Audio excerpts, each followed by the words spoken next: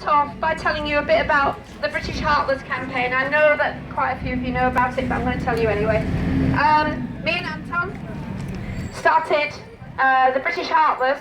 We'd previously been members of the SHAC campaign, but as you know, SHAC was brought to an end by oppression, and many people were imprisoned and their activities curtailed.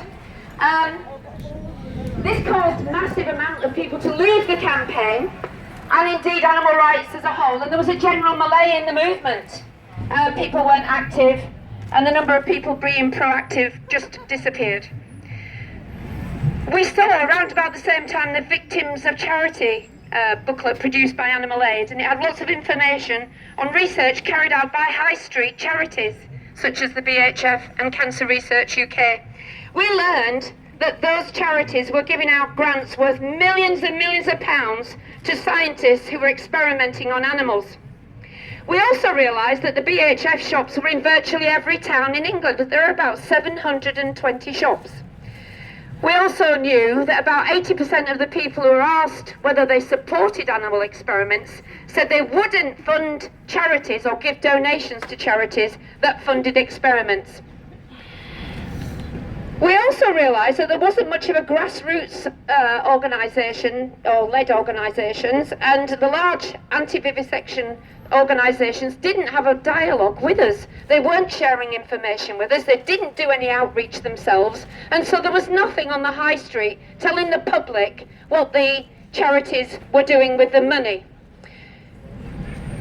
We decided that BHF would make an ideal target, but how would we go about getting people on board? How could we get them involved? How could we keep them motivated and engaged in our campaign?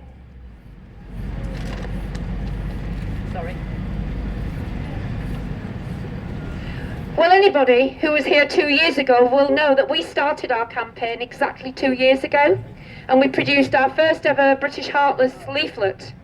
We printed 10,000, which we thought was a rather optimistic number, and we took them to World Day and gave them out to people and asked them to join in the first ever protests nationwide outside British Heart Foundation. We were absolutely overwhelmed by the support, and in fact we had to print another 15,000 leaflets. On the first ever protest, there were more than 30 shops had a protest outside them.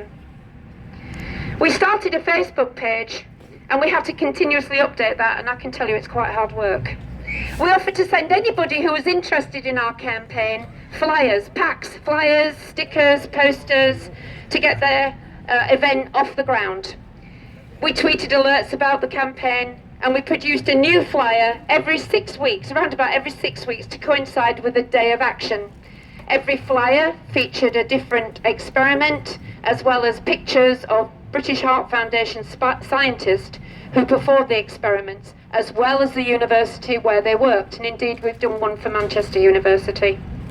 We always include contact details of organisations such as the Dr. Hadwin Trust, because we think it's important that people know there are alternatives to animal testing, even though the scientists would have us believe that animal experiments are a necessary evil. We always put details of new breakthroughs in science and technology that replaces animals. We encourage activists to also send pictures of their actions, which in turn encourages other people's. And in fact, we've had some fantastic groups who've been really motivated and taken part in all the campaigns, one of which is Newcastle, behind me, who've actually, as you know, started a campaign against Cancer Research UK. And I think that's a fantastic initiative. So we're hitting the two main charities on our high street that fund animal experiments. We've had at least 3,000, much more than that now, people like our page, and many of those people contribute on a regular basis. We have a contact list of more than 270 people who we write to on a regular basis, asking them not necessarily to organise an event outside their shops in their area. They could do some leafleting where they live, they could do some stickering, they can do what they like. 11 groups have purchased their own banners, like the ones behind us here. And we've printed now 10 different design flyers, 8 stickers, 3 banner designs, and a variety of other material. In total, in 2 years, We have printed and distributed 160,000 flyers and 40,000 stickers, and somebody has written a song.